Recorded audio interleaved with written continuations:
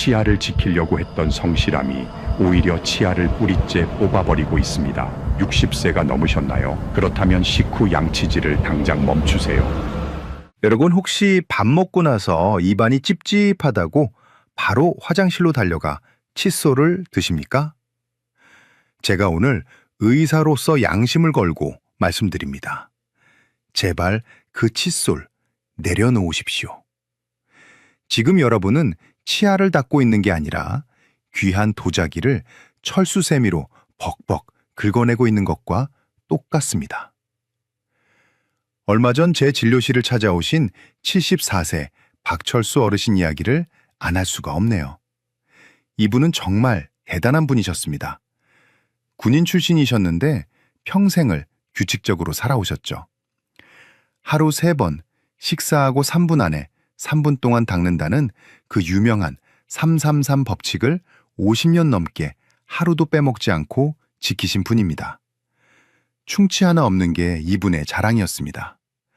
그런데 어느 날부터 찬물만 마시면 이가 찌릿찌릿하더니 나중에는 바람만 스쳐도 소스라치게 놀랄 정도로 통증이 심해져서 저를 찾아오셨습니다. 제가 입안을 들여다보고는 정말 말문이 막혔습니다. 겉으로 보기엔 깨끗해 보였지만 자세히 보니 치아 상태가 처참했습니다.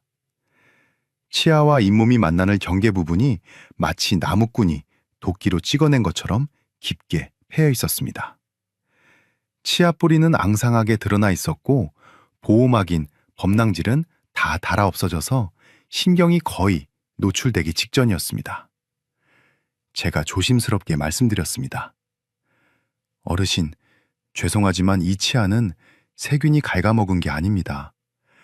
어르신이 50년 동안 너무 열심히 닦아서 직접 깎아내신 겁니다. 박철수 어르신은 제 말을 듣고 털썩 주저앉으셨습니다. 아니 선생님, 학교에서도 방송에서도 밥 먹으면 바로 닦으라고 했잖아요. 내가 평생 지켜온 습관이 내 일을 망쳤다니 그게 말이 됩니까? 어르신은 억울해서 눈시울까지 붉히셨습니다. 여러분은 어떠십니까? 혹시 박철수 어르신과 똑같이 하고 계시지는 않습니까? 이건 비단 박철수 어르신만의 비극이 아닙니다. 통계를 보면 대한민국 65세 이상 어르신 10명 중 9명이 잇몸 질환과 치아 마모로 고통받고 계십니다. 치아 뿌리가 드러나고 시린 증상, 단순히 나이 들어서 그런 걸까요? 아닙니다. 우리가 20대, 30대 튼튼한 치아를 가졌을 때 배웠던 상식을 70대가 된 지금 얇아지고 약해진 치아에 그대로 적용하고 있기 때문입니다. 더 무서운 건 뭔지 아십니까? 이렇게 치아가 손상되고 잇몸 염증이 생기면 그 염증이 입 안에만 머물지 않는다는 겁니다.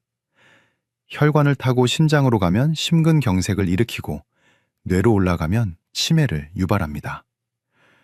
잘못된 양치 습관 하나가 내 전신 건강을 무너뜨리는 시한폭탄이 되는 겁니다.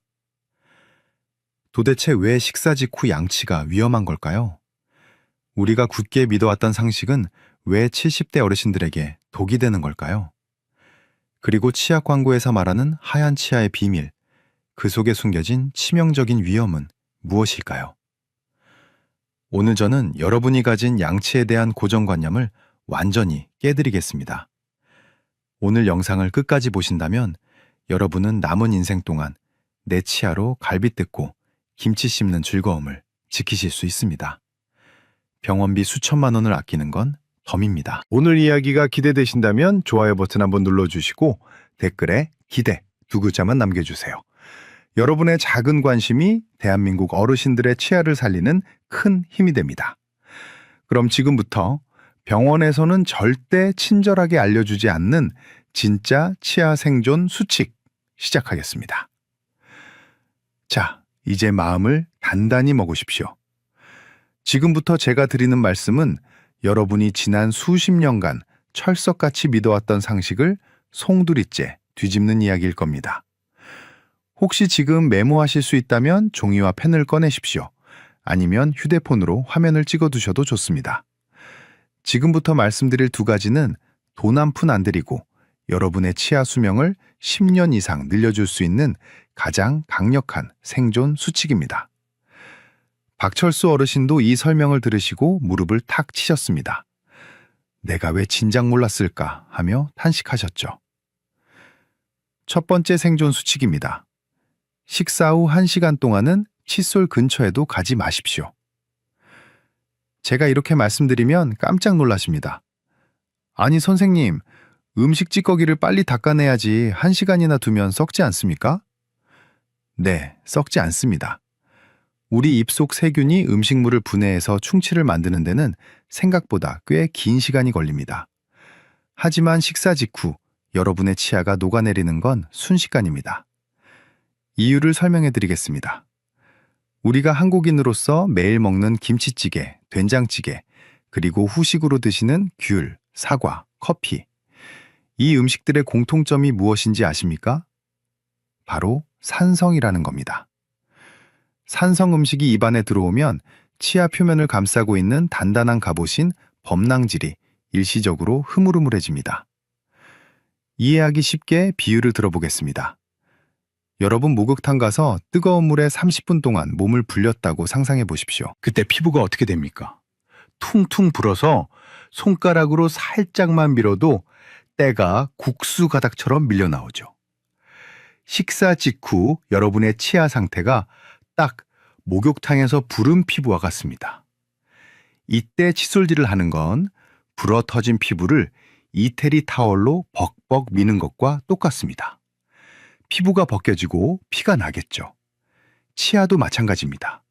산성 음식 때문에 표면이 물렁물렁해져 있는데 거기다 대고 뻣뻣한 칫솔로 문지르면 치아 껍질이 그대로 깎여 나갑니다. 이걸 의학적으로 치아 침식이라고 합니다. 박철수 어르신이 바로 이 경우였습니다. 식초가 몸에 좋다고 매 끼니 식초물을 드시고 3분 안에 닦아야 한다는 강박 때문에 바로 양치질을 하셨으니 치아가 버텨낼 재간이 없었던 겁니다. 그럼 어떻게 해야 하느냐? 밥 먹고 나서는 그냥 물로 입만 헹구십시오. 입안에 남은 산성 성분을 물로 씻어내는 겁니다. 그리고 딱 1시간만 기다리십시오. 우리 몸은 신비합니다. 침이 나와서 입안의 산성을 중화시키고 물렁해진 치아 표면을 다시 단단하게 굳혀줍니다. 양치는 치아가 다시 딱딱해진 뒤인 1시간 후에 하는 겁니다.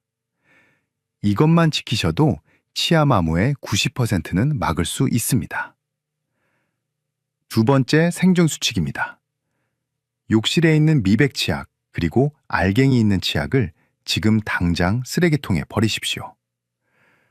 나이 드니까 이가 누렇게 변해서 보기 싫다고 미백 치약 쓰시는 어르신들 정말 많습니다. 결론부터 말씀드리면 60대 이후에 쓰는 미백 치약은 치아를 갈아버리는 사포입니다. 왜 그럴까요? 치약에는 치아 표면의 찌꺼기를 닦아내기 위해 연마제라는 돌가루 성분이 들어갑니다. 미백 치약은 이 연마제 입자가 굉장히 거칠고 강합니다. 그래야 착색된 부분을 깎아낼 수 있으니까요. 젊은 사람들은 치아 껍질인 범낭질이 두꺼워서 좀 깎여도 괜찮습니다. 하지만 60대가 넘어가면 세월의 풍파로 이 범낭질이 아주 얇아진 상태입니다. 얇은 여름옷 한 장 걸치고 있는 셈이죠. 그런데 여기에 사포 같은 미백 치약을 쓰면 어떻게 될까요? 그 얇은 범낭질마저 다 닳아 없어집니다. 그러면 그 속에 있는 상아질이 밖으로 드러납니다. 상아질은 신경과 연결되어 있어서 예민하고 색깔 자체가 원래 노란색입니다. 여기서 기가 막힌 역설이 발생합니다. 어르신들은 이를 하얗게 만들려고 미백 치약을 쓰셨죠. 그런데 미백 치약이 겉면을 깎아내 버리니까 오히려 안쪽에 노란 상아질이 드러나서 이가 더 누렇게 보입니다. 더 닦을수록 더 누래지고 더 시려지는 악순환에 빠지는 겁니다.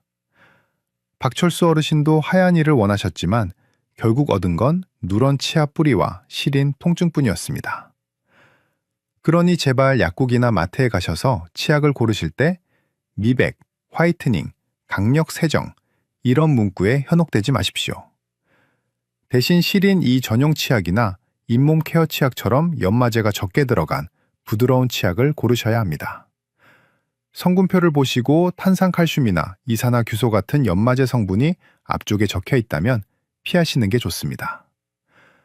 어르신의 치아는 빡빡 닦아야 할 녹그릇이 아니라 살살 다뤄야 할 얇은 유리잔이라는 사실을 명심하십시오. 이 두 가지만 당장 실천하셔도 여러분의 치아는 더 이상 깎여나가지 않을 겁니다. 하지만 여기서 끝이 아닙니다. 양치 습관을 바꿨는데도 자고 일어났을 때 입이 텁텁하거나 턱이 뻐근하다면 여러분의 치아를 망가뜨리는 범인은 따로 있을 수 있습니다. 밤사이에 일어나는 이 무서운 일들에 대해서는 다음 파트에서 자세히 알려드리겠습니다. 혹시 주변에 식사하고 바로 양치하러 뛰어가시는 친구분이 계신가요? 아니면 이가 누래졌다고 고민하며 미백치약 사시는 분이 계신가요? 그분들께 이 영상을 카카오톡으로 딱 한 번만 공유해 주십시오. 그분들의 평생 치아 건강을 지켜주는 생명의 은인이 되실 수 있습니다. 자, 앞서 말씀드린 양치 습관 두 가지만 바꾸셔도 절반은 성공입니다. 그런데 남은 절반이 정말 무서운 놈들입니다. 낮에 우리가 의식적으로 조심할 수 있는 것과 달리 이놈들은 우리가 잠든 사이에 소리 소문 없이 찾아와 치아를 망가뜨리기 때문입니다. 박철수 어르신도 바로 이 문제 때문에 치아 뿌리가 그토록 심하게 패였던 겁니다. 지금부터 말씀드릴 내용은 치과 의사들도 환자 붙잡고 30분씩 설명해주기 힘든, 하지만 너무나 중요한 이야기입니다. 세 번째 생존 수칙입니다. 입이 마르는 증상을 가볍게 여기지 말고 목숨 걸고 해결하십시오. 혹시 아침에 눈을 떴을 때 입안이 바짝 말라 있거나 혀가 입천장에 달라붙어 떨어지지 않는 느낌 받으신 적 있으십니까? 혹은 자다가 목이 말라서 깬 적이 있으십니까? 그렇다면 지금 여러분의 입속은 무방비 상태로 세균들의 공격을 받고 있는 겁니다.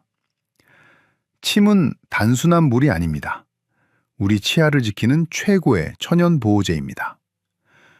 침 속에는 칼슘과 인 같은 미네랄이 들어있어서 낮 동안 산성 음식에 녹았던 치아 표면을 다시 단단하게 메워주는 역할을 합니다. 이걸 재광화라고 부릅니다. 쉽게 말해 침은 치아에 바르는 천연 시멘트이자 코팅제인 셈입니다. 그런데 나이가 들면 침샘 기능이 떨어져서 침이 잘 안 나옵니다. 여기에 더해 어르신들이 드시는 약이 문제입니다. 고혈압약, 전립선 비대증약, 수면제, 우울증약, 비염약. 이런 약들의 대표적인 부작용이 바로 구강 건조입니다. 침을 마르게 합니다. 박철수 어르신도 불면증 때문에 수면제를 드시고 계셨고 주무실 때 코를 골면서 입을 벌리고 주무셨습니다. 밤새 입안은 사막처럼 말라버렸고 천연 보호막인 침이 사라지니 세균들이 밤새도록 치아 뿌리를 갉아먹은 겁니다. 입 벌리고 자는 습관, 그리고 약물로 인한 입마름. 이게 바로 칫솔질 아무리 열심히 해도 충치가 생기고 잇몸이 내려앉는 진짜 범인이었습니다. 그러니 오늘부터는 물을 의식적으로 자주 드십시오. 주무시기 전에는 반드시 침대 머리맡에 가습기를 틀어서 습도를 높이시고 그래도 입이 벌어진다면 약국에서 입 벌림 방지 테이프를 사서 붙이고 주무시는 것도 방법입니다. 침이 마르면 치아도 죽는다는 사실 꼭 기억하십시오. 네 번째 생존 수칙입니다. 밤새 내 치아를 도끼로 찍어내리는 무서운 힘, 이갈이와 이 악물기를 차단하십시오. 거울을 한번 보십시오. 치아와 잇몸 경계 부위가 패여 있는데 그 모양이 마치 톱으로 썬 것처럼 V자로 날카롭게 패여 있습니까? 아니면 칫솔로 문지른 것처럼 U자로 둥글게 패여 있습니까? 만약 날카로운 V자 모양이라면 이건 칫솔질 때문이 아닙니다. 여러분이 밤에 자면서 이를 갈거나 꽉 깨물어서 생긴 굴곡 파절이라는 증상입니다. 많은 분들이 오해하십니다. 양치질을 옆으로 세게 해서 이가 패였다고요?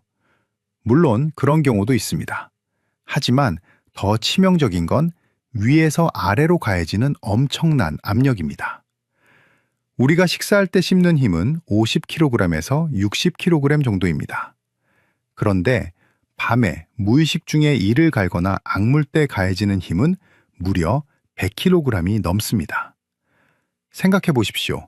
그 엄청난 무게로 밤새 치아를 짓누르고 비틀어대면 어떻게 되겠습니까?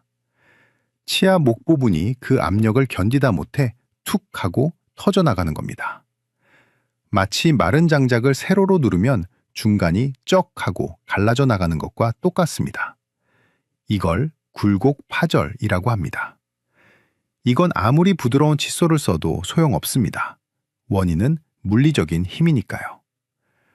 박철수 어르신도 가족분들께 여쭤보니 주무실 때 으드득 소리가 날 정도로 이를 가신다고 했습니다.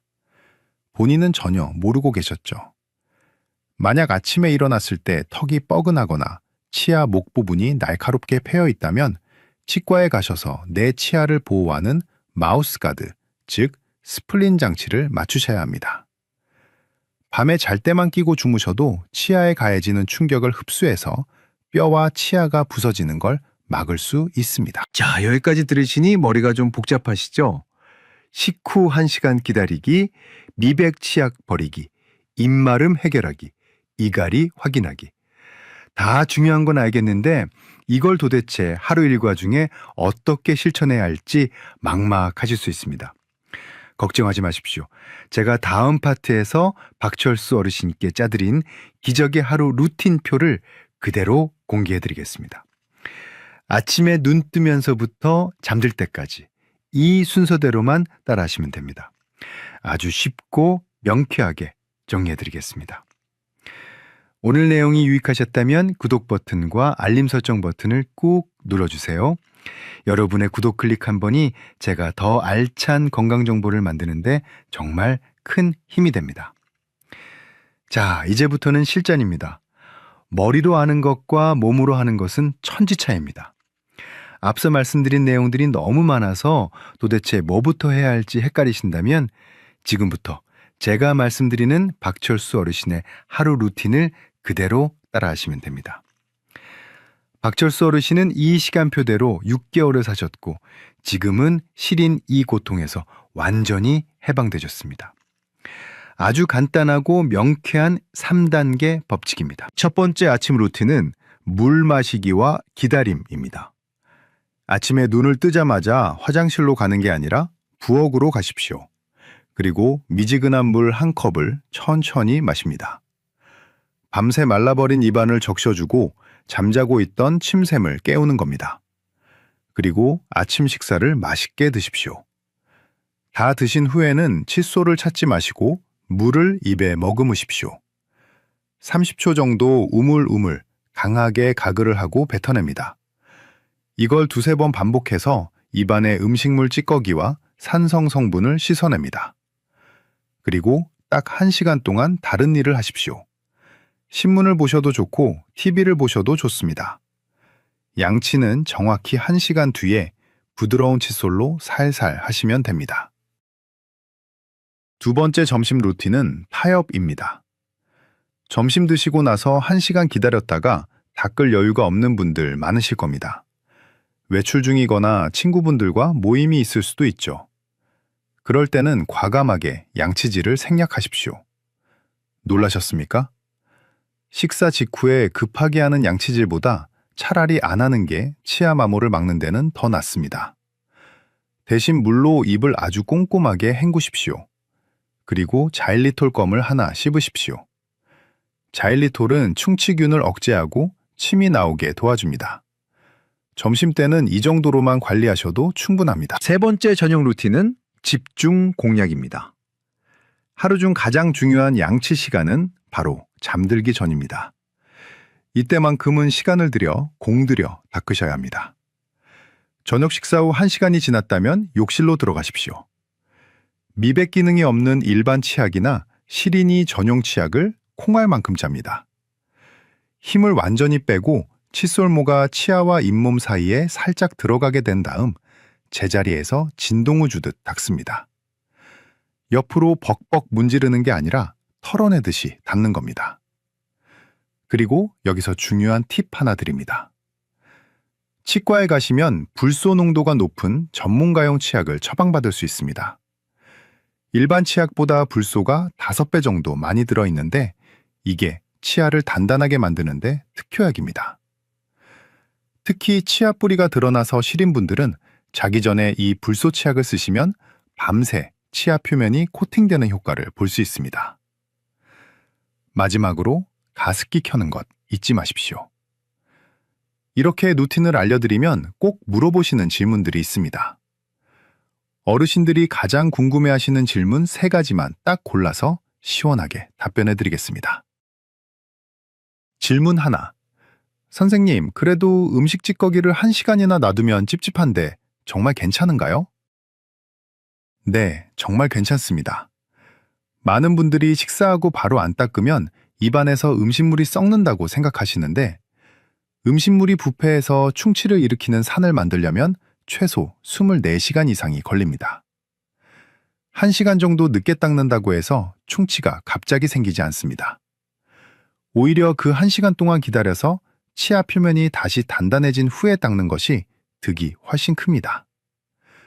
충치 걱정보다 치아가 갈려나가는 걱정을 먼저 하셔야 합니다. 질문 2. 옛날에는 소금으로 닦으면 좋다고 했는데 굵은 소금으로 닦아도 되나요? 절대 안 됩니다. 이거 정말 위험합니다. 옛날에는 치약이 없어서 소금을 썼지만 지금은 좋은 치약이 많습니다. 굵은 소금 입자는 현미경으로 보면 날카로운 유리 조각 같습니다.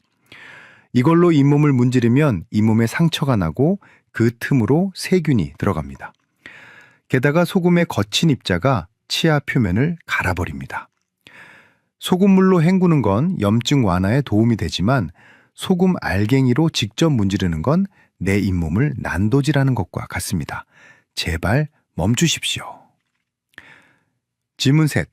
손에 힘이 없어서 전동 칫솔을 쓰고 싶은데 괜찮나요? 네, 아주 좋습니다. 나이가 들면 손목에 힘이 빠져서 꼼꼼하게 닦기가 힘들죠. 이럴 때 전동 칫솔이 큰 도움이 됩니다. 다만 주의하실 점이 있습니다. 전동 칫솔을 치아에 꾹 눌러서 쓰시면 안 됩니다. 그러면 일반 칫솔보다 회전력이 강해서 치아가 더 빨리 마모됩니다. 요즘 나오는 전동 칫솔 중에는 압력 센서가 있어서 너무 세게 누르면 빨간불이 들어오거나 멈추는 제품들이 있습니다. 이런 제품을 고르셔서 치아에 살짝 갖다 대기만 한다는 느낌으로 쓰시면 됩니다. 자, 이제 모든 준비는 끝났습니다. 방법은 제가 다 알려드렸습니다. 이제 남은 건 여러분의 실천뿐입니다. 오늘부터 당장 밥 먹고 바로 양치하러 가는 습관 멈추시고 물 한 컵 드시는 여유를 가지실 수 있겠습니까?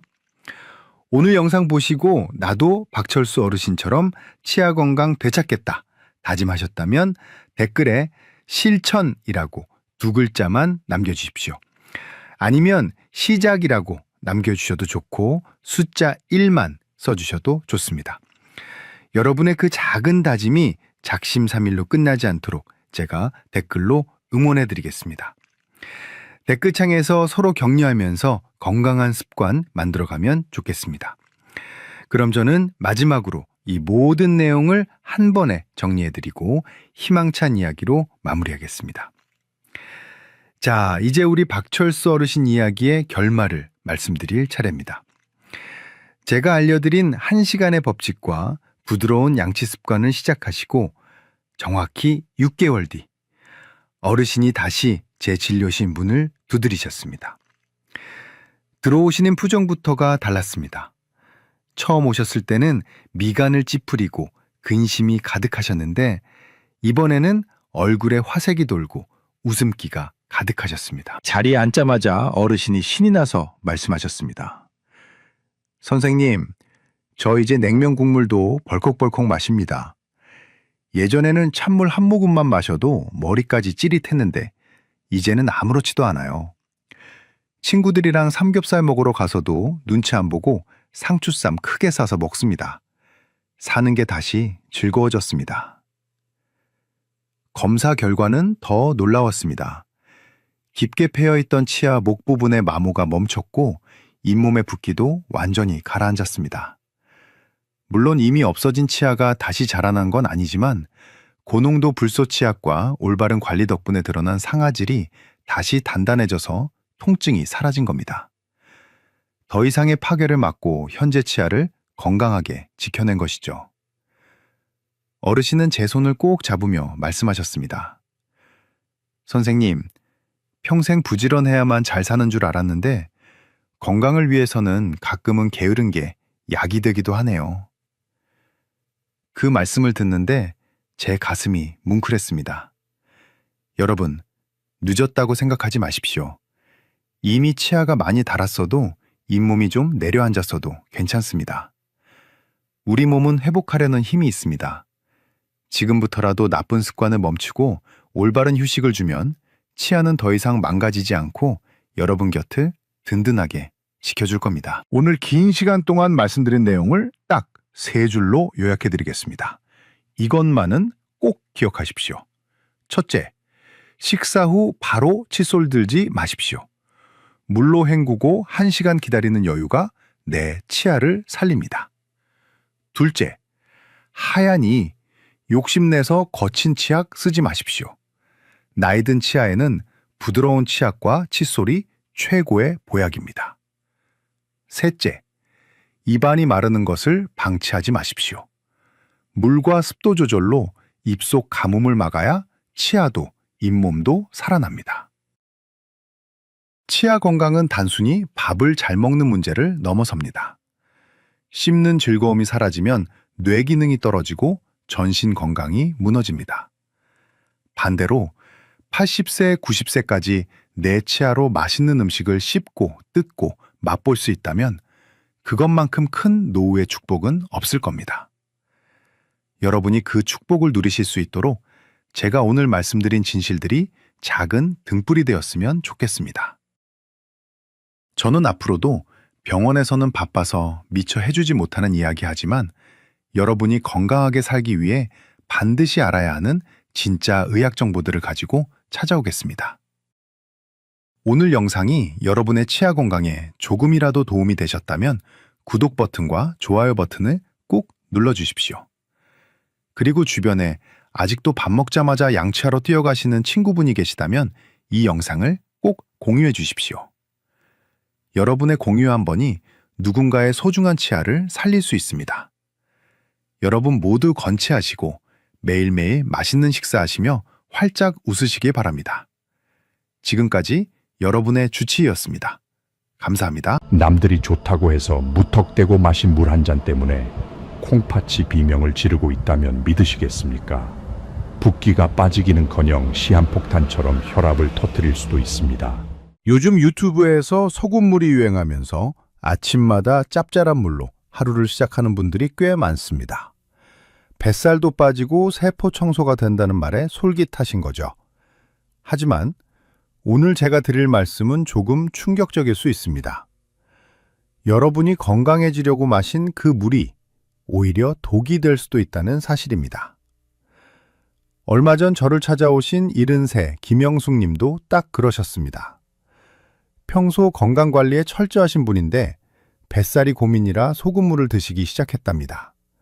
그런데 3일째부터 이상했습니다.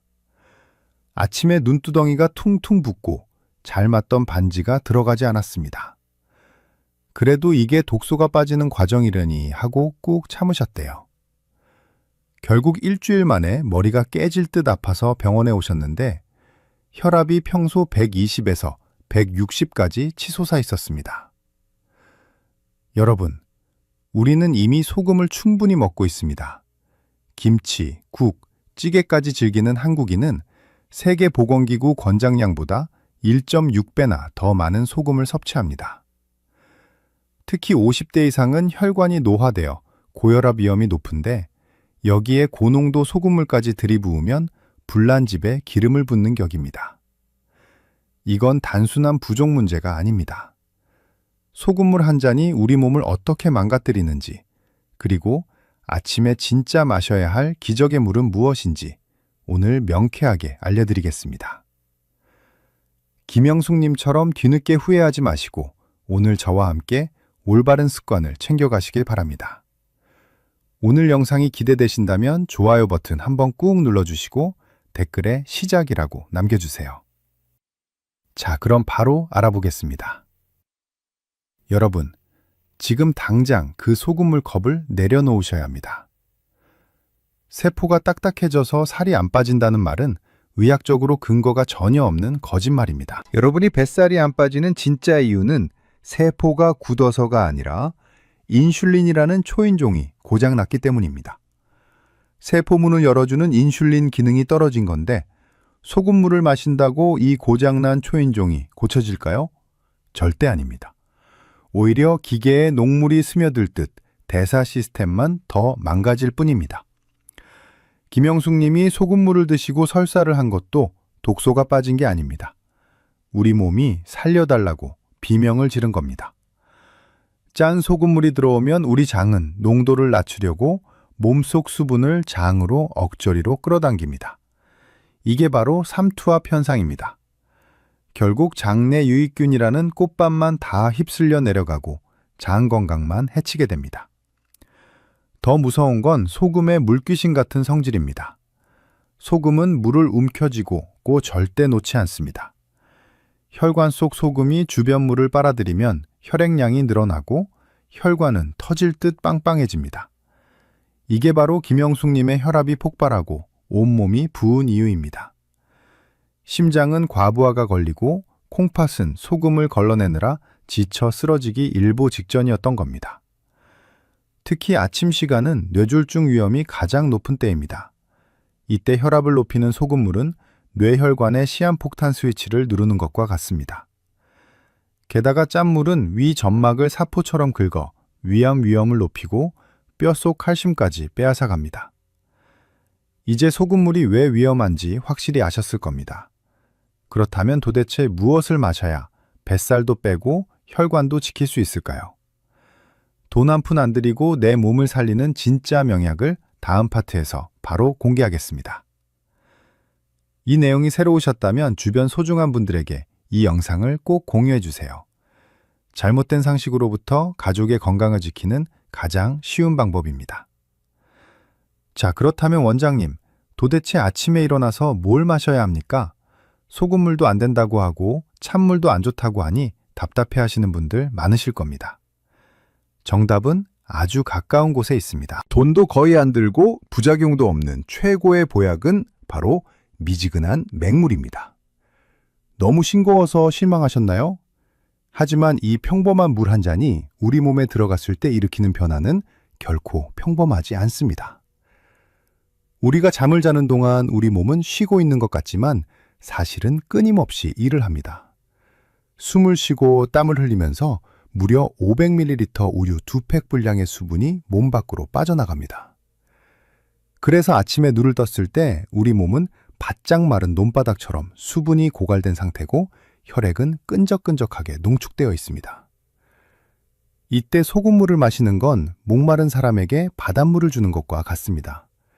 대신 체온과 비슷한 미지근한 물을 종이컵으로 2컵 정도 천천히 마셔주면 끈적하던 혈액이 묽어지면서 온몸으로 산소와 영양분이 콸콸 공급되기 시작합니다. 마치 오랫동안 시동을 꺼뒀던 자동차 엔진에 최고급 엔진 오일을 채워주는 것과 같은 이치입니다. 여기서 중요한 건 물의 온도입니다. 한국 사람들은 속이 뻥 뚫리는 시원한 찬물을 좋아하지만 빈속에 찬물이 갑자기 들어가면 위장은 깜짝 놀라서 움츠러듭니다. 반대로 너무 뜨거운 물은 식도를 다치게 할 수 있습니다. 어머니의 손길처럼 따뜻하고 부드러운 미지근한 물이 위장을 편안하게 깨우고 장 운동을 시동 걸어 쾌변까지 도와주는 최고의 열쇠입니다. 만약 여기서 한 단계 더 나아가고 싶으시다면 따뜻한 레몬수를 추천합니다. 맹물에 레몬 반 개 정도를 즙을 내서 타드시는 겁니다. 많은 분들이 레몬은 시니까 위장이 쓰리지 않을까 걱정하시는데 사실은 정반대입니다. 레몬의 신맛을 내는 구연산은 우리 몸속에 들어가면 알칼리성으로 작용해서 소화를 돕고 밤새 쌓인 피로물질을 청소해주는 강력한 세제 역할을 합니다. 게다가 비타민C가 풍부해서 면역력을 올리는데도 그만입니다. 단 레몬수를 드실 때 주의할 점이 두 가지 있습니다. 첫째, 레몬의 산 성분이 치아를 부직시킬 수 있으니 가급적이면 빨대를 사용해서 드시고 드신 후에는 맹물로 입을 한번 헹궈주세요. 둘째, 위염이 아주 심하거나 속쓰림이 잦은 분들은 레몬 농도를 아주 연하게 하거나 식사 후에 드시는 것이 좋습니다. 그리고 정말 중요한 이야기를 하나 더 드리겠습니다. 아까 파트 2에서 말씀드린 세포가 딱딱해서 살이 안 빠진다는 오해 기억하시죠?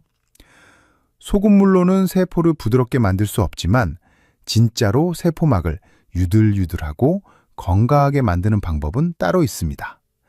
바로 좋은 기름을 드시는 겁니다. 우리 세포를 감싸고 있는 막은 지방으로 이루어져 있습니다. 삼겹살 기름처럼 하얗게 굳는 포화지방이나 과자 튀김에 들어있는 트랜스 지방을 많이 먹으면 세포막도 굳은 버터처럼 딱딱해집니다.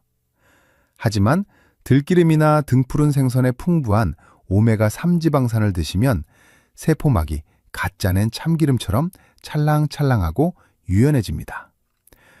제가 진료실에서 김영숙님께 이 처방을 내려드렸습니다. 어머니, 내일부터 당장 소금통은 치우시고 아침에는 따뜻한 물 2잔, 그리고 저녁 식탁에는 들기름 1스푼을 더해보세요. 라고요. 김영숙님은 처음엔 반신반의하셨습니다.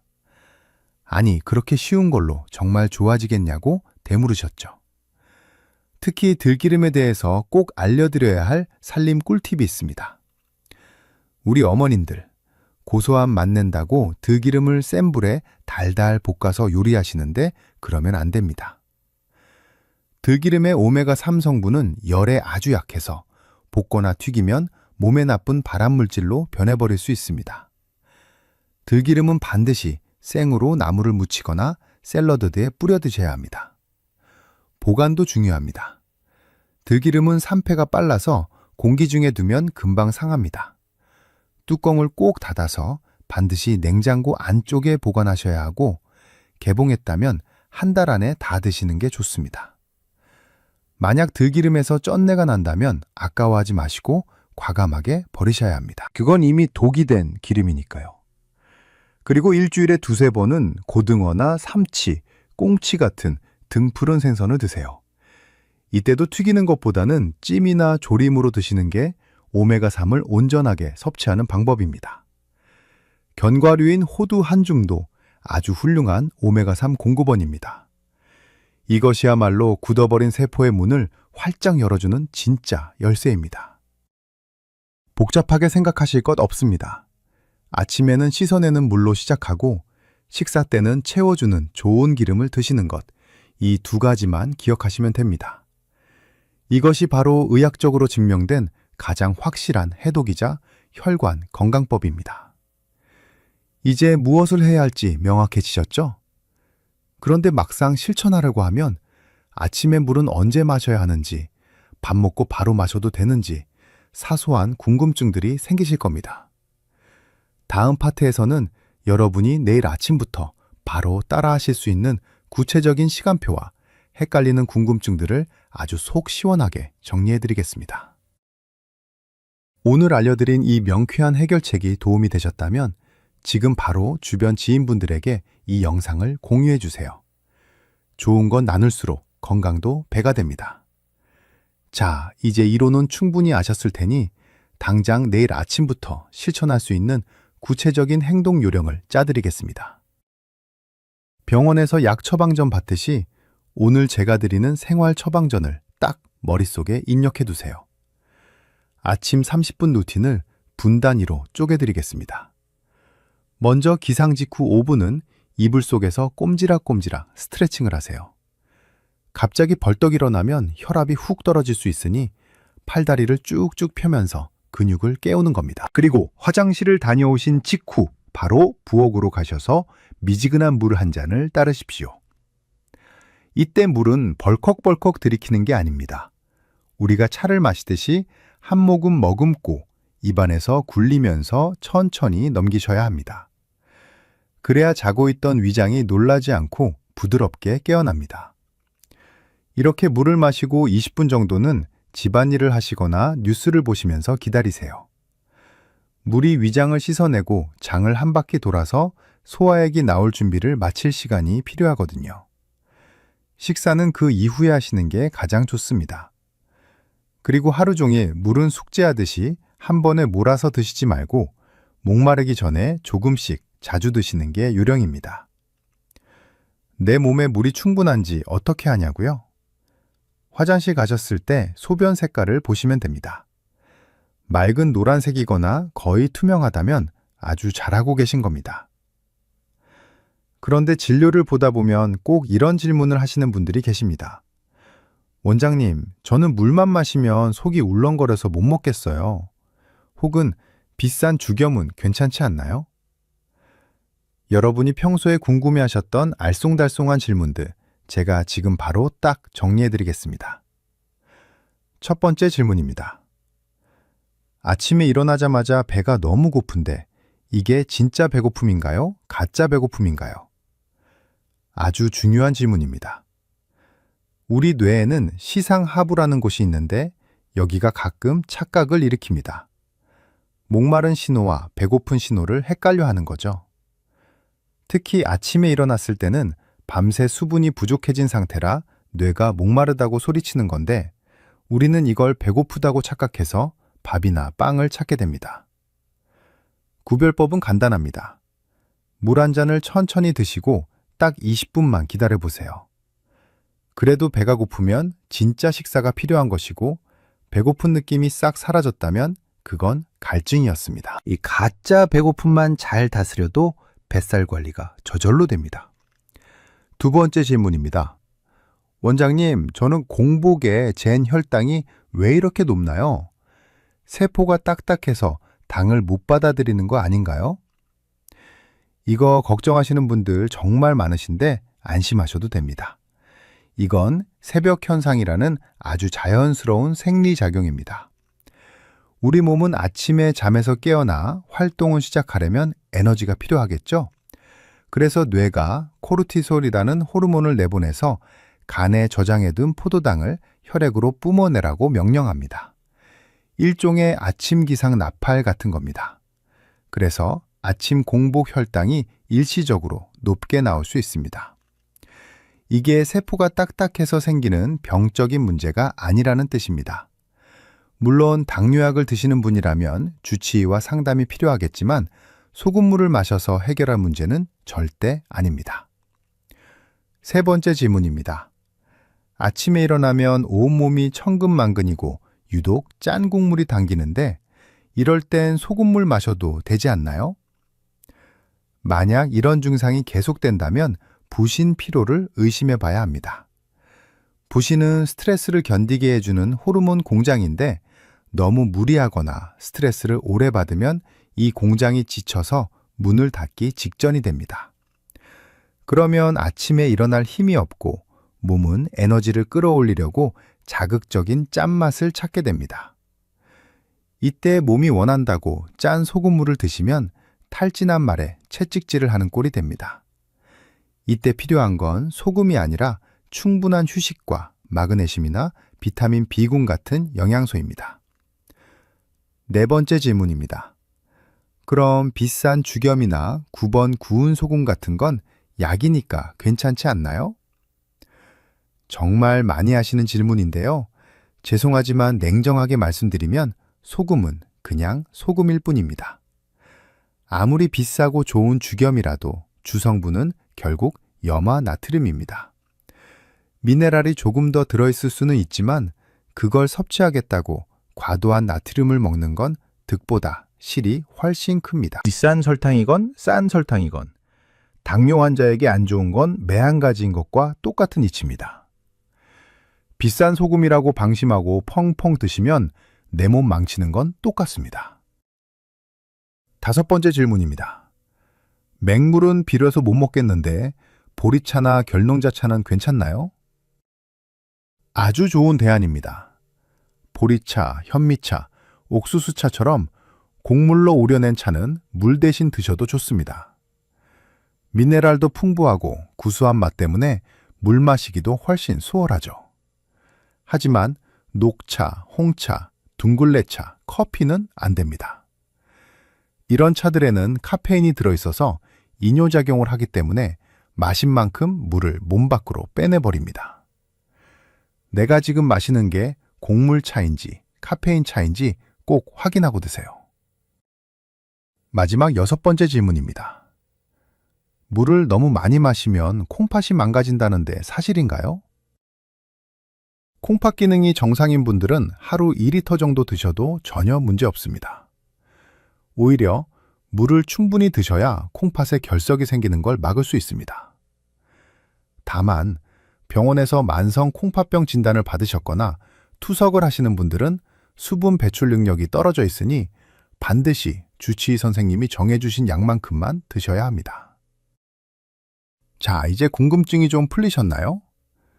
건강은 대단한 비법을 찾는 게 아니라 이렇게 사소한 궁금증을 풀고 잘못된 습관을 하나씩 고쳐나가는 과정입니다. 오늘 제가 알려드린 루틴, 당장 내일 아침부터 해보시겠습니까? 마음 먹으셨다면 지금 댓글창에 실천이라고 딱 2글자만 남겨주세요. 아니면 숫자 1만 적으셔도 좋습니다. 여러분의 그 작은 다짐이 작심삼일로 끝나지 않고 평생 건강 습관이 되도록 제가 응원해 드리겠습니다.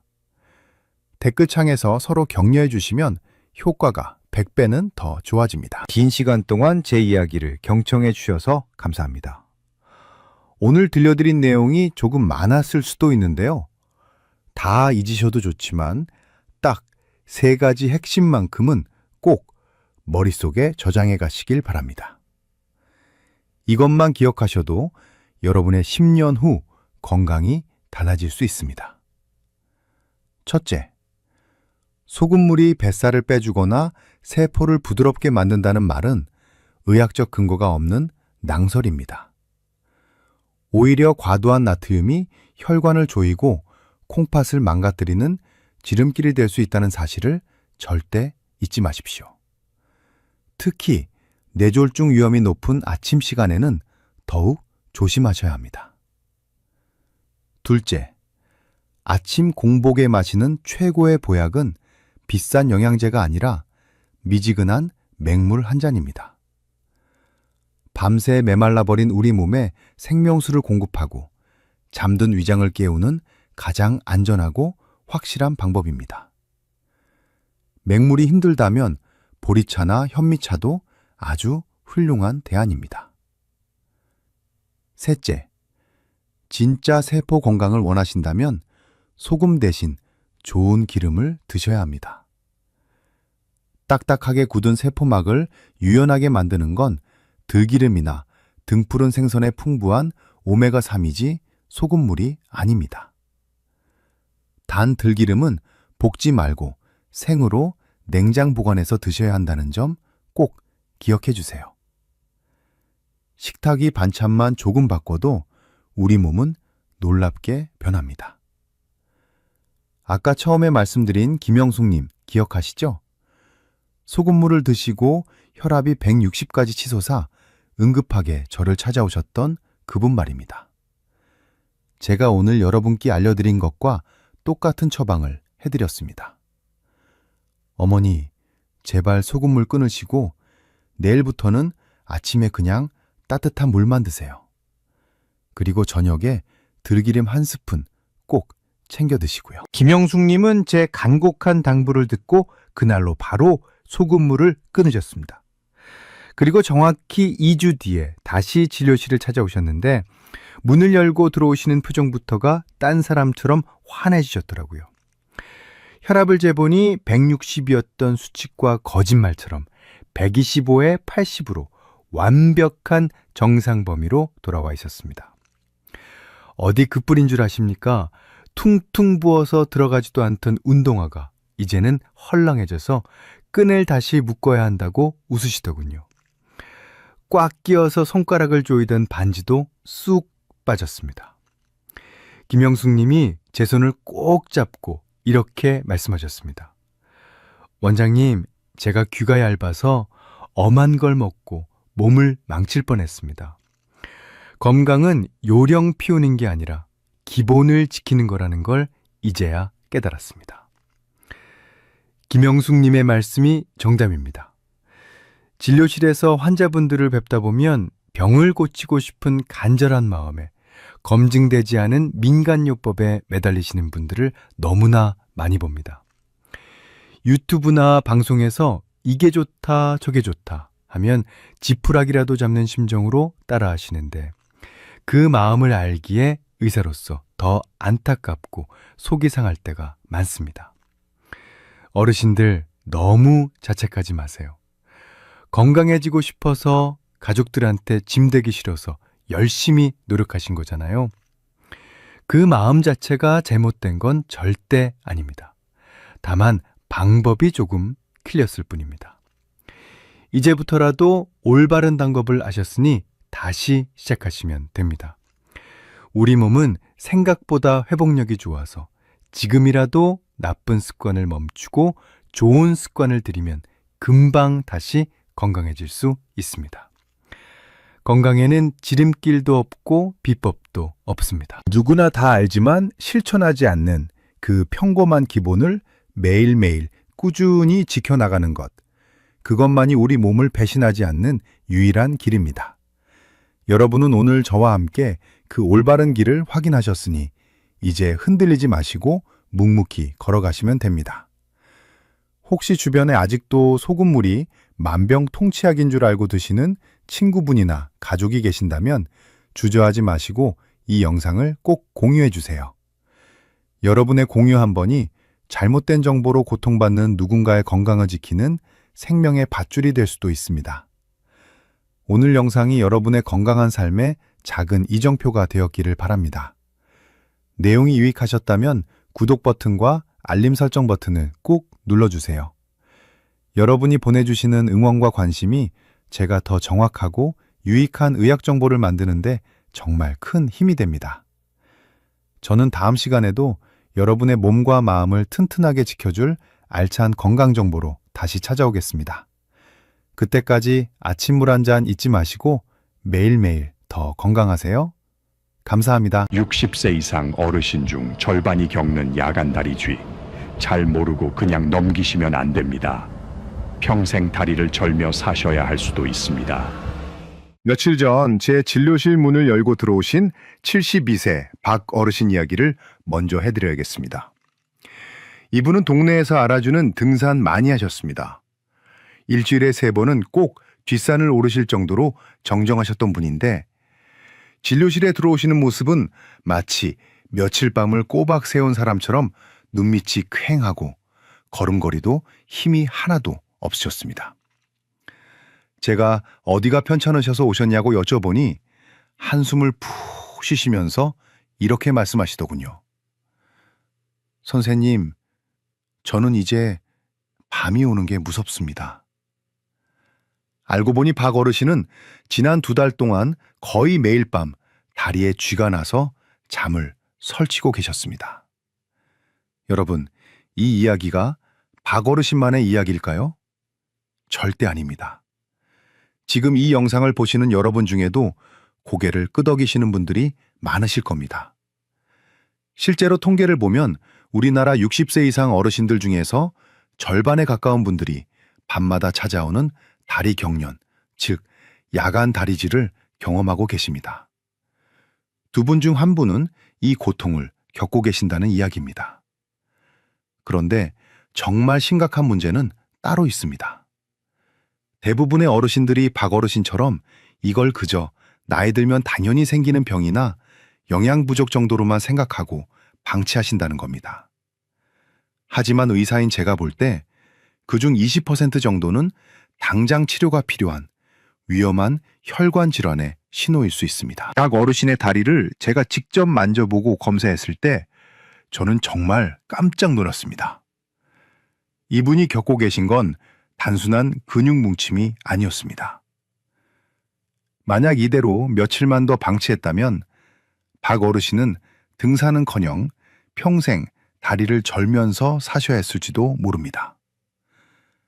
최악의 경우에는 혈관 속에 생긴 피떡이 심장이나 폐로 날아가서 생명을 위협하는 아주 위험한 상황이 벌어졌을 수도 있습니다. 단순한 쥐라고 생각했던 증상이 사실은 내 몸이 보내는 마지막 살려달라는 신호였던 겁니다. 지금 여러분의 다리는 안녕하십니까? 혹시 밤마다 찾아오는 불청객 때문에 파스 냄새 풍기며 억지로 잠을 청하고 계시지는 않으신가요? 그래서 오늘 제가 준비했습니다. 오늘 이 영상에서는 박 어르신을 괴롭혔던 밤샘 통증의 진짜 원인이 무엇인지 명확하게 밝혀드리겠습니다. 그리고 가장 중요한 것이 있습니다. 단순히 다리가 저린 것과 당장 응급실로 달려가야 하는 위험한 혈관 질환을 일반인도 딱 보면 알 수 있는 구별법을 알려드리겠습니다. 마지막으로는 쥐가 났을 때 비명 지르며 다리를 주무르는 대신 딱 3초 만에 통증을 사라지게 만드는 기적 같은 응급처치법과 다시는 쥐가 나지 않게 만드는 생활 속 예방법까지 전부 챙겨드리겠습니다. 이 영상이 끝날 때쯤이면 여러분은 더 이상 밤을 두려워하지 않으셔도 될 겁니다. 오늘 밤부터 당장 두 다리 쭉 뻗고 꿀잠 주무실 수 있게 제가 도와드리겠습니다. 제 이야기가 궁금하시고 오늘 밤 편안한 잠자리를 원하신다면 지금 바로 좋아요 버튼 한번 꾹 눌러주세요. 그리고 댓글창에 기대라고 딱 2글자만 남겨주시면 제가 힘을 내서 더 알찬 정보로 보답하겠습니다. 자, 그럼 박 어르신의 다리에 도대체 무슨 일이 있었던 건지 지금부터 그 비밀을 하나하나 풀어드리겠습니다. 여러분이 다리에 쥐가 났을 때 절대 하시면 안 되는 행동이 딱 한 가지 있습니다. 바로 무조건 마그네슘 부족이라며 영양제만 사다 드시는 것과 터지듯이 아픈 종아리를 힘으로 꾹꾹 눌러서 주무르는 행동입니다. 앞서 말씀드린 72세 박 어르신이 딱 이렇게 하고 계셨습니다. 이분은 텔레비전 건강 프로그램에서 마그네슘이 좋다는 이야기만 듣고 무려 3종류나 되는 마그네슘을 매일 챙겨 드시고 계셨습니다. 그리고 밤에 쥐가 나면 너무 아프니까 아내분까지 깨워서 온 힘을 다해 다리를 주무르게 하셨죠. 그런데 여러분 놀라지 마세요. 제가 검사해보니 박 어르신의 몸속 마그네슘 수치는 지극히 정상이었습니다. 오히려 과도한 영양제 섭취 때문에 위장장애만 생겨서 속이 더부룩하다고 호소하셨죠. 이게 무슨 말일까요? 대부분의 야간 다리 경련은 영양소 부족이 아니라 신경 센서의 고장 때문에 일어난다는 사실입니다. 이걸 이해하시려면 자동차를 떠올려 보시면 아주 쉽습니다. 우리 다리 근육에는 2가지 중요한 센서가 있습니다. 하나는 엑셀처럼 근육을 수축시켜서 힘을 쓰게 만드는 센서고, 다른 하나는 브레이크처럼 근육을 이완시켜서 쉬게 만드는 센서입니다. 젊었을 때는 이 엑셀과 브레이크가 아주 조화롭게 작동합니다. 그런데 나이가 들고 근육이 피로해지면 이 브레이크 센서가 고장나기 시작합니다. 나는 분명히 자고 있어서 근육을 쉬게 하려고 브레이크를 밟았는데 내 몸은 멋대대로 엑셀을 밟아버리는 겁니다. 특히 우리가 잠잘 때 발 모양을 한번 생각해 보세요. 대부분 발끝이 이불 무게 때문에 아래로 축 처져 있습니다. 마치 발레리나가 발끝으로 선 것 같은 이 자세를 전문 용어로 족저굴곡이라고 하는데요. 이 자세가 되면 종아리 근육이 가장 짧아진 상태가 됩니다. 이미 짧아져서 팽팽한 근육에 고장난 신경 센서가 수축 신호를 빵 하고 터트리니 근육이 감당하지 못하고 돌덩이처럼 굳어버리는 겁니다. 이게 바로 밤마다 쥐가 나는 진짜 과학적인 이유입니다. 그러니 마그네슘만 먹는다고 해결될 일이 아니었던 거죠. 하지만 여기서 정말 중요한 경고를 하나 드려야겠습니다. 박 어르신은 다행히 이런 단순한 신경 센서 문제였지만 만약 여러분의 증상이 다음과 같다면 이건 쥐가 아니라 응급 상황입니다. 단순쥐와 절대 헷갈리면 안 되는 3가지 진짜 병을 지금 바로 알려드릴 테니 꼭 기억하셔야 합니다. 첫 번째는 신부정맥 혈전증입니다. 이름이 좀 어렵지만 쉽게 말해 다리 혈관이 피떡으로 막힌 겁니다. 이걸 구분하는 가장 확실한 방법은 양쪽 다리를 비교해 보는 겁니다. 단순히 쥐가 난 거라면 양쪽 다리 굵기가 비슷해야 합니다. 그런데 만약 한쪽 종아리만 퉁퉁 부어 있거나 피부 색깔이 붉게 변했거나 만졌을 때 핫팩처럼 뜨끈뜨끈한 열감이 느껴진다면 이건 100% 혈관 문제입니다. 이때 함부로 다리를 주무르면 혈관 속에 있던 피떡이 떨어져 나가서 심장이나 폐를 막아버릴 수 있습니다. 정말 위험천만한 행동이 되는 거죠. 두 번째는 말초동맥 질환입니다. 이건 반대로 혈관이 좁아져서 피가 안 통하는 병입니다. 이때는 다리가 붓는 게 아니라 오히려 차갑고 창백해집니다. 발등 한가운데를 손가락으로 지그치 눌러보세요. 건강한 사람은 여기서 콩닥콩닥 맥박이 뛰어야 하는데 이 병이 있으면 맥박이 아주 약하거나 아예 안 잡힙니다. 조금만 걸어도 종아리가 터질 듯이 아프다가 쉬면 괜찮아지는 증상이 반복된다면 당장 혈관 초음파를 찍어보셔야 합니다. 방치하면 다리 조직이 괴사해서 절단해야 할 수도 있는 무서운 병입니다. 마지막 세 번째는 하지 불안 증후군입니다. 이건 통증이라기보다는 기분 나쁜 불편함입니다. 어르신들이 표현하시기로는 다리에 벌레가 스물스물 기어가는 것 같다거나 전기가 찌릿찌릿 통하는 것 같다고 하십니다. 그리고 가만히 있으면 미칠 듯이 불편한데 다리를 움직이면 거짓말처럼 편안해집니다. 이건 도파민이라는 뇌 신경 전달 물질의 문제라서 쥐 잡는 약이 아니라 완전히 다른 치료가 필요합니다. 박 어르신이 처음에 저를 찾아오셨을 때 제가 가장 먼저 확인한 게 바로 이 세 가지였습니다. 다행히 박 어르신은 붓기도 없었고 발등 맥박도 힘차게 뛰고 계셨습니다. 그제야 저는 안심하고 박 어르신께 말씀드렸습니다. 어르신, 이건 큰 병은 아니지만 그렇다고 마그네슘만 드신다고 낫는 것도 아닙니다. 제가 알려드리는 방법대로 딱 3초만 투자해보세요. 라고요. 만약 여러분도 제가 지금 말씀드린 위험 신호가 없다면 이제부터 제가 알려드릴 3초 해결법이 직방으로 통하실 겁니다. 밤마다 찾아오는 끔찍한 고통, 약 없이 내 손으로 즉시 없애는 기적 같은 방법을 다음 파트에서 바로 공개하겠습니다. 지금 이 영상을 가족 단톡방에 공유해 주세요. 부모님 다리가 혹시 한쪽만 부어 있지는 않은지 오늘 밤 꼭 확인해 보라고 전해주시면 좋겠습니다. 여러분의 작은 관심이 가족의 생명을 구할 수도 있습니다. 자, 이제부터 제가 알려드리는 내용은 정말 중요합니다. 오늘 밤 자다가 갑자기 다리에 쥐가 났을 때 딱 3초 만에 지옥 같은 통증에서 탈출하는 방법입니다.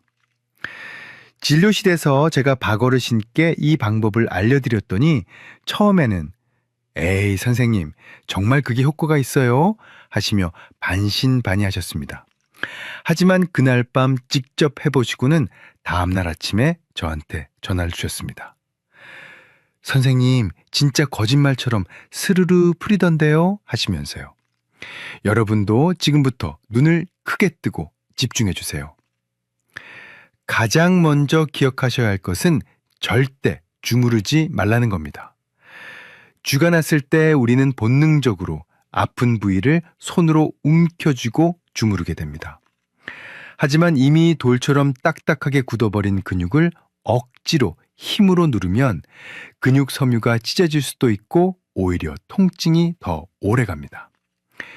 이때는 힘이 아니라 우리 몸의 신경 원리를 이용해야 합니다. 첫 번째 방법은 상호 억제법입니다. 이름은 어렵지만 원리는 시소놀이랑 똑같습니다. 우리 다리 근육은 앞쪽 정강이 근육과 뒤쪽 종아리 근육이 짝을 이루고 있습니다. 앞쪽 근육에 힘이 들어가면 뒤쪽 근육은 자동으로 힘이 빠지게끔 우리 뇌가 설계되어 있습니다. 이걸 이용하는 겁니다. 쥐가 나서 종아리가 쪼그라들고 아플 때 앉아서 발가락을 내 코 쪽으로 힘껏 당겨보세요.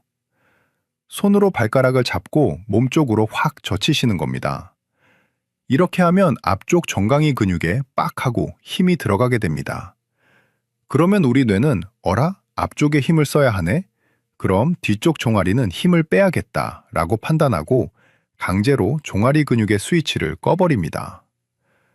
이건 의지나 노력의 문제가 아니라 우리 몸의 생리적인 법칙이라서 누구에게나 100% 통합니다. 만약 배가 나와서 손이 발에 안 닿으시는 분들은 어떻게 할까요? 그럴 땐 수건을 발바닥에 걸어서 당기셔도 되고 벽에 발바닥을 대고 꼭 미셔도 됩니다. 핵심은 발등을 몸쪽으로 꺾어서 정강이에 힘을 준다는 것, 이것 하나만 기억하시면 됩니다. 두 번째 방법은 인중자극법입니다. 이건 너무 아파서 꼼짝도 못하겠고 발을 당길 정신조차 없을 때 쓰는 비상버튼입니다. 코와 입술 사이에 움푹 들어간 곳, 바로 인중입니다. 쥐가 났을 때 엄지와 검지로 이 인중을 아주 세게 꼬집거나 꾹 눌러주세요. 이게 무슨 민간요법인가 싶으시죠? 하지만 이건 뇌과학적으로 아주 근거가 있는 방법입니다. 우리 뇌는 한 번에 하나의 강한 감각에만 집중하는 경향이 있습니다. 이걸 관문조절설이라고 하는데요. 인중은 우리 몸에서 신경이 아주 예민한 급소입니다. 여기를 강하게 자극하면 뇌는 다리의 통증보다 인중의 자극을 더 크고 새로운 신호로 받아들입니다. 마치 사이렌 소리가 너무 시끄러울 때 더 큰 방송을 틀어서 소리를 덮어버리는 것과 비슷합니다. 실제로 한의학에서도 이곳을 수구혈이라고 해서 응급 상황에서 기절한 사람을 깨울 때 쓰는 중요한 혈자리로 봅니다. 단순히 꼬집는 것만으로도 뇌가 다리 통증 회로를 잠시 차단해서 근육의 경련을 멈추게 하는 효과가 있습니다.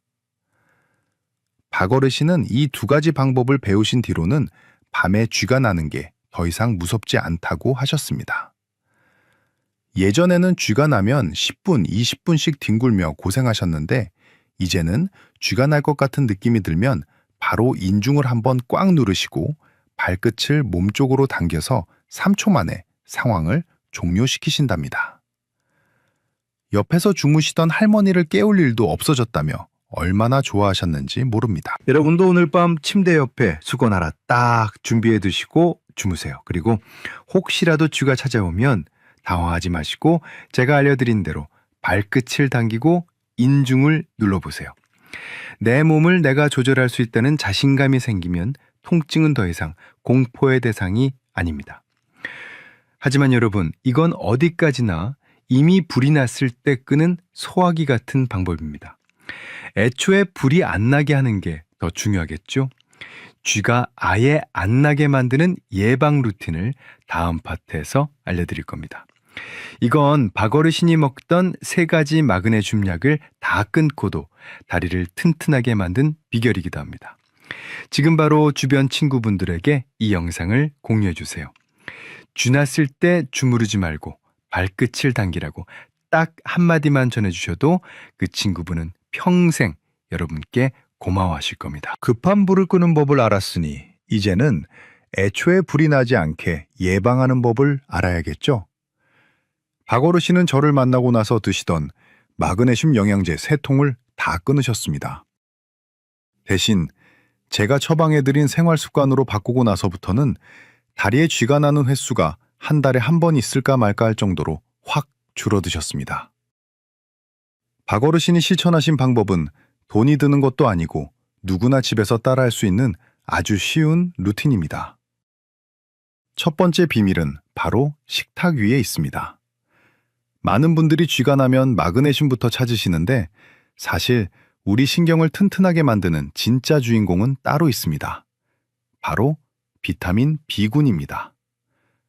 특히 비타민 B1과 B12는 신경세포막을 보호하고 신경신호가 제대로 전달되게 도와주는 핵심 연료입니다. 이게 부족하면 전선 피복이 벗겨진 것처럼 신경이 예민해져서 제멋대로 신호를 보내게 됩니다. 그래서 저는 닭어르신께 비타민 B 복합체 영양제를 딱 하나만 드시라고 권해드렸습니다. 그리고 식사 때는 타우린을 챙겨 드시라고 했습니다. 타우린은 우리 근육이 지치지 않게 도와주는 피로회복제인데 주로 간에서 만들어집니다. 그런데 나이가 들면 간 기능이 떨어져서 타우린 생산이 줄어들고 그러다 보니 근육이 금방 피로해져서 경련이 오는 겁니다. 타우린은 오징어나 문어, 조개 같은 해산물에 정말 많이 들어 있습니다. 비싼 보약 드실 필요 없이 일주일에 2-3번 오징어국이나 조개탕 시원하게 끓여 드시는 게 다리 건강에는 최고입니다. 두 번째 비밀은 침실 환경을 바꾸는 겁니다. 박 어르신 댁에 가보니 겨울이라고 아주 무거운 목화솜 이불을 덮고 주무시더라고요. 이게 바로 쥐를 부르는 주범이었습니다. 무거운 이불이 밤새 발을 꾹 누르고 있으면 발목이 아래로 펴지면서 종아리 근육이 밤새도록 긴장 상태가 됩니다. 그래서 저는 당장 가벼운 이불로 바꾸시라고 말씀드렸습니다. 그리고 아주 중요한 꿀팁 하나 더 알려드릴게요. 주무실 때 발목 밑에 베개나 쿠션을 하나 받치고 주무세요. 발이 심장보다 약간 높아지면 하루 종일 다리로 쏠렸던 혈액이 심장으로 잘 돌아와서 혈액순환이 좋아집니다. 동시에 발목이 자연스럽게 펴지는 걸 막아줘서 근육이 편안하게 이완된 상태로 쉴 수 있게 됩니다. 자, 그럼 이걸 하루 일과로 정리해 드릴게요. 박 어르신의 쥐 잡는 하루 루틴입니다. 아침에 일어나시면 침대에서 내려오시기 전에 기지개를 켜면서 발끝을 몸쪽으로 당기는 스트레칭을 10번만 해주세요. 밤새 굳어있던 근육을 깨우는 겁니다. 점심에는 오징어나 조개류가 들어간 반찬을 맛있게 드시고 식후에는 가벼운 산책으로 햇볕을 쬐며 비타민 D를 합성하세요. 저녁에는 주무시기 1시간 전에 따뜻한 물로 15분만 족욕을 하세요. 이때 물 온도는 40도 정도가 딱 좋습니다. 너무 뜨거우면 오히려 근육이 놀랄 수 있으니까요. 그리고 잠자리에 들 때는 가벼운 이불과 발목 쿠션 잊지 마시고요. 이렇게 딱 2주만 해보시면 여러분의 다리가 달라지는 걸 느끼실 겁니다. 이제 여러분들이 진료실에서 자주 물어보시는 궁금증 몇 가지를 시원하게 해결해 드릴게요. 질문 하나. 선생님, 저는 고지혈증 약을 먹는데 이것 때문에 쥐가 날 수도 있나요? 네, 맞습니다. 아주 예리한 질문입니다. 고지혈증 약인 스타틴 계열이나 혈압약 중의 이뇨제 성분은 근육에 영향을 줄 수 있습니다. 스타틴은 근육세포막을 불안정하게 만들 수 있고 이뇨제는 몸속 전해질을 소변으로 배출시켜서 쥐가 나게 만들 수 있거든요. 만약 약을 드시기 시작한 시점부터 쥐가 자주 난다면 절대 임의로 약을 끊지는 마시고 주치의 선생님과 상의해서 약 종류를 바꿔보시는 게 좋습니다. 질문 2. 마그네슘을 먹어도 왜 효과가 없나요? 마그네슘이 효과가 없는 게 아니라 번지수가 틀렸을 가능성이 큽니다. 아까 말씀드렸듯이 영양 부족보다는 신경 피로가 원인인 경우가 훨씬 많거든요. 그리고 마그네슘은 흡수율이 낮아서 많이 드시면 설사만 하고 다 빠져나가는 경우도 많습니다. 그래서 무작정 양을 늘리기보다는 신경 비타민인 비타민 B를 같이 챙기시는 게 훨씬 효과적입니다. 이 궁금증이 좀 풀리셨나요? 건강은 거창한 게 아닙니다.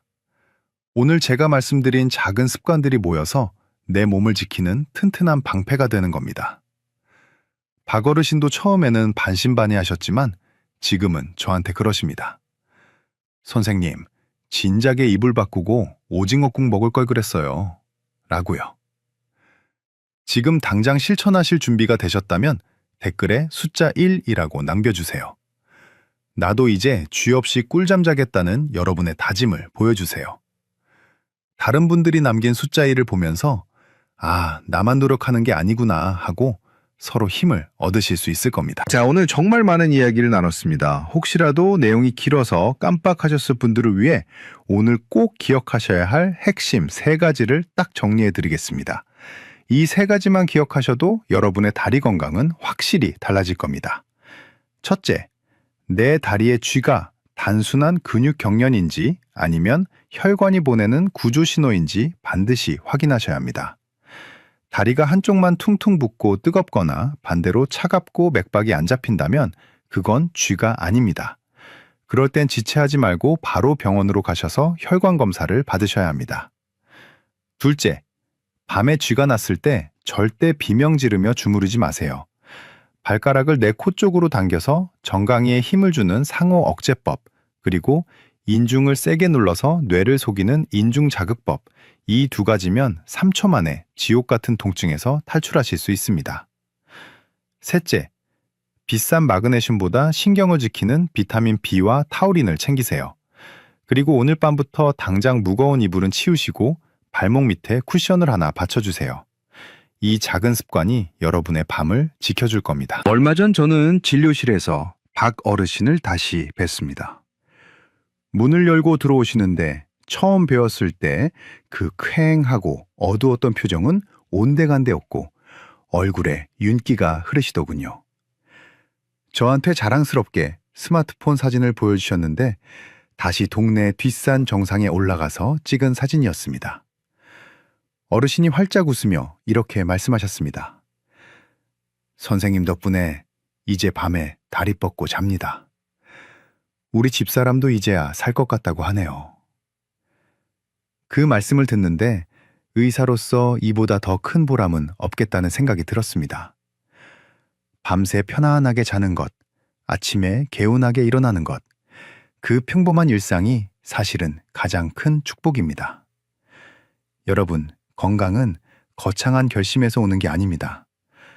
오늘 제가 알려드린 것처럼 오징어국 한 그릇 챙겨 드시는 것, 잠자기 전 15분 족욕하는 것, 이런 사소한 실천들이 모여서 기적을 만듭니다. 혹시 지금도 다리쥐 때문에 남몰래 고통받고 계신 분이 있다면 포기하지 마세요. 박 어르신이 해내신 것처럼 여러분도 분명히 해내실 수 있습니다. 오늘 밤은 부디 쥐 걱정 없이 평온한 꿈 꾸시길 진심으로 바라겠습니다. 오늘 영상이 여러분의 건강한 잠자리에 조금이라도 도움이 되셨다면 구독과 알림 설정 버튼을 꼭 눌러주세요. 여러분의 클릭 한 번이 제가 더 좋은 영상을 만드는데 정말 큰 힘이 됩니다. 저는 다음 시간에도 여러분의 몸과 마음을 치유하는 따뜻하고 유익한 이야기로 다시 찾아오겠습니다. 지금까지 여러분의 건강 주치의였습니다. 감사합니다.